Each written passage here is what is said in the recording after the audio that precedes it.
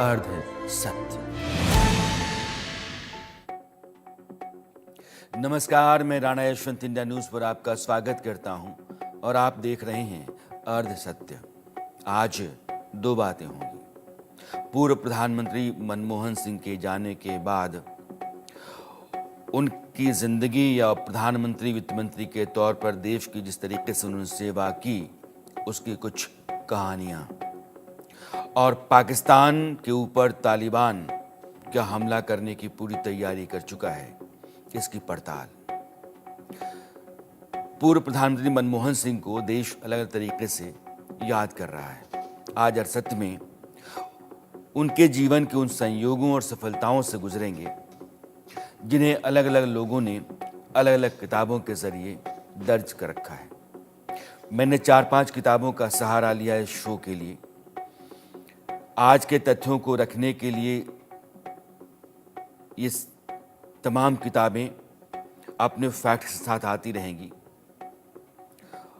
ताकि सनद रहे कि कोई भी बात प्रामाणिकता के दायरे से बाहर ना रहे।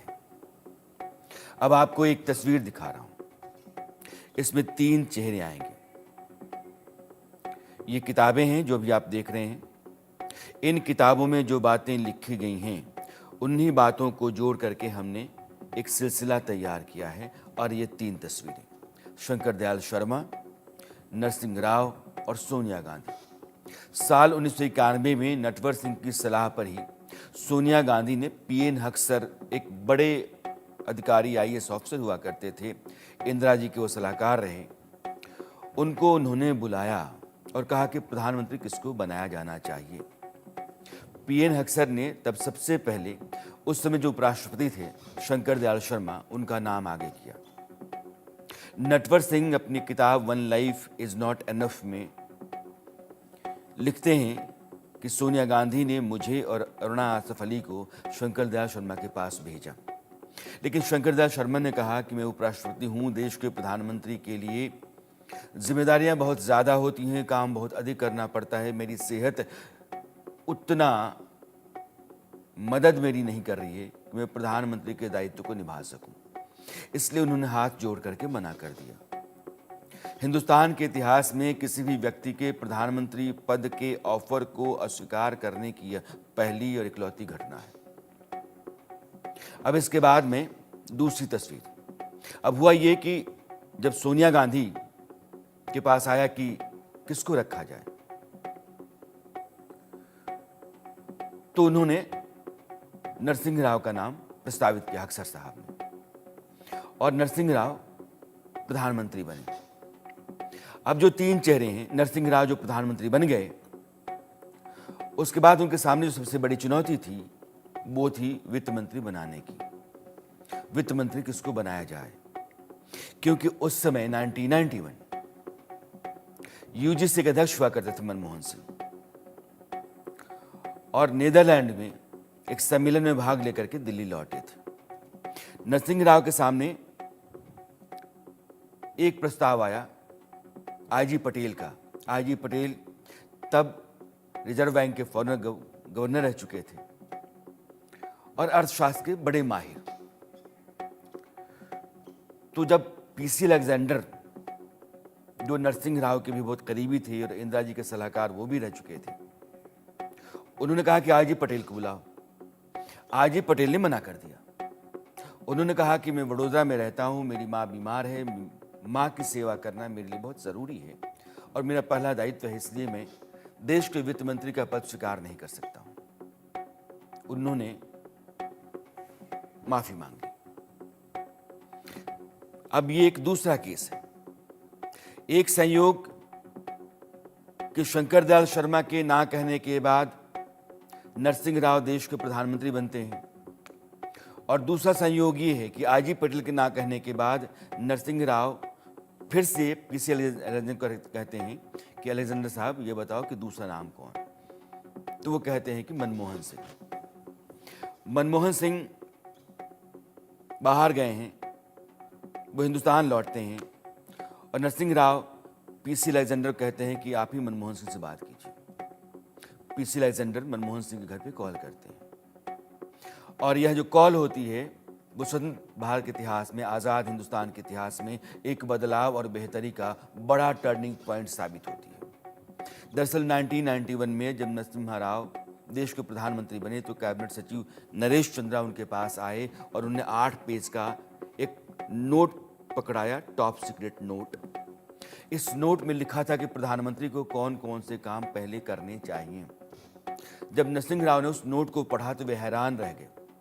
भारत के पास विदेशी मुद्रा भंडार उस समय 89 करोड़ डॉलर ही बचा था। आज की तारीख में 620 अरब डॉलर है। 89 करोड़ डॉलर का मतलब यह था कि हिंदुस्तान 2 हफ्ते के लिए अपना जो भी सामान आयात करेगा उसका खर्चा बचा के रखे हुए, उसके बाद उसके पास पैसे नहीं है। और महंगाई भी 16.7% के आसपास थी। यानी कि हिंदुस्तान भयंकर आर्थिक संकट के सामने खड़ा था। ऐसी विकट स्थिति में नरसिम्हा राव एक ऐसा वित्त मंत्री चाहते थे जो देश को उस संकट से निकाल सके और दुनिया में जिसकी अच्छी खासी साख हो। नरसिंह राव ने इंदिरा गांधी के प्रधान सचिव रहे पीसी लेजेंडर को वो जिम्मेदारी दी और पीसी लेजेंडर ने फोन किया मनमोहन सिंह को, उनसे मिलने के लिए गए और कहा कि आपको वित्त मंत्री बनना है। मनमोहन सिंह रिजर्व बैंक के गवर्नर रह चुके थे। लंदन स्कूल ऑफ इकोनॉमिक्स के डायरेक्टर जो आईजी पटेल साहब थे, उनकी जगह पर इनको ऑफर मिला था। अब मनमोहन सिंह, पीसी लेजेंडर, उनको लगा कि ऑफर तो अच्छा है लेकिन इस पर यकीन कैसे किया जाए।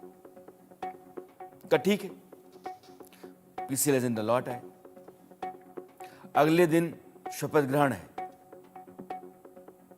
और मनमोहन सिंह चले जाते हैं यूजीसी, क्योंकि यूजीसी के प्रमुख के तौर पर उन दिनों काम कर रहे थे। जब यूजीसी गए तो उनको फोन आता है देश के नवनिर्वाचित प्रधानमंत्री नरसिंह राव का, क्योंकि यूपी विधायक दल ने उनको चुन लिया था। और नरसिंह राव कहते हैं कि मनमोहन सिंह जी आप कहाँ हैं? तो उन्होंने कहा कि मैं यूजीसी दफ्तर में हूँ। तो बोले कि आपको वित्त मंत्री बनाना है, आप घर जाइए, तैयार होइए और तैयार होकर के आप आ जाइए।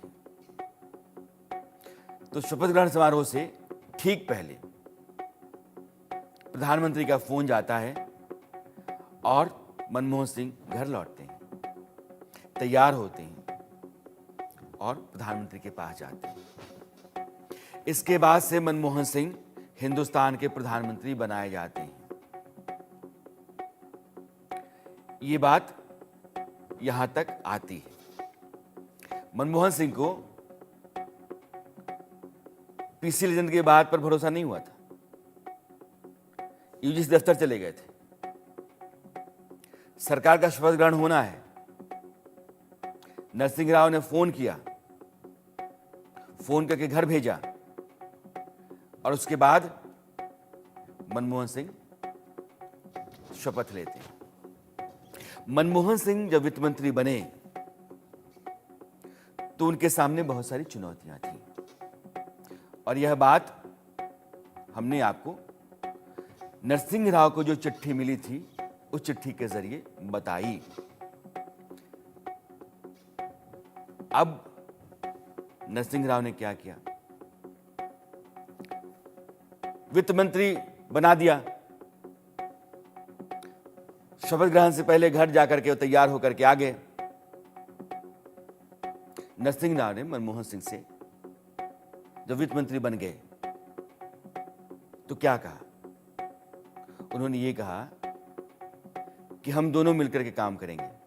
अगर हम सफल होते हैं तो श्रेय दोनों को मिलेगा, अगर हमारे हाथ नाकामी लगती है तो आपको जाना होगा। मनमोहन सिंह ने देश का बजट तैयार किया। एक देश जो दुनिया का सबसे बड़ा लोकतांत्रिक देश है, सबसे भीषण भयानक आर्थिक संकट के सामने है। एक व्यक्ति जो अर्थशास्त्री रहा है, उसने अपनी साख अर्थशास्त्र में बटोरी है, भारतीय रिजर्व बैंक का गवर्नर रहा है, भारत सरकार का आर्थिक सलाहकार रहा है, वो भारत का वित्त मंत्री है। पहला बजट भाषण वो तैयार करते हैं, यानी कि पहला बजट तैयार करते हैं। और उसमें वो विक्टर ह्यूगो की एक मशहूर लाइन लिखते हैं, दुनिया की कोई ताकत उस विचार को नहीं रोक सकती जिसका समय आ पहुंचा है। 1991 में नरसिंह राव सरकार में वित्त मंत्री रहते हुए मनमोहन सिंह ने बजट में उदारीकरण, निजीकरण और वैश्वीकरण, लिबरलाइजेशन, प्राइवेटाइजेशन और ग्लोबलाइजेशन, इन तीनों से जुड़ी अहम घोषणाएं की, जिससे भारत की अर्थव्यवस्था को नई रफ्तार मिली। हिंदुस्तान की अर्थव्यवस्था दुनिया के बाकी देशों से जुड़ी, बाहर के इन्वेस्टर हिंदुस्तान में आ सकते थे, हिंदुस्तान की कंपनियां बाहर जा सकती थीं। हमने दुनिया के लिए अपने बाजार को खोला और उस समय लोग कह रहे थे कि हमारी अर्थव्यवस्था, हमारा बाजार, हमारे प्रोडक्ट इतने कमज़ोर हैं कि इस चुनौती का सामना नहीं कर सकते हैं। लेकिन जोखिम उस आदमी ने उठाया जिसको हम मनमोहन सिंह कहते हैं, जो औद्योगिक लाइसेंसिंग थी, लाइसेंस राज खत्म किया, बैंकिंग सेक्टर में बेहिसाब सुधार किए, जो डायरेक्ट फॉरेन इन्वेस्टमेंट होता है उसके नियमों में बहुत सारे बदलाव किए, और एक जख्म जो बहुत नासूर सा हो गया था उसका इलाज करने की कोशिश उस आदमी ने की जिसका नाम मनमोहन सिंह है। चूंकि पहले मैंने बहुत सारी किताबों का जिक्र किया था, उसमें से एक किताब विनय सीतापति की है जिसका बार बार मैं जिक्र करूंगा, उसके हवाले से बहुत सारे कोट्स लेकर के आऊँगा, घटनाएं लेकर के आऊँगा, हाफ लॉयन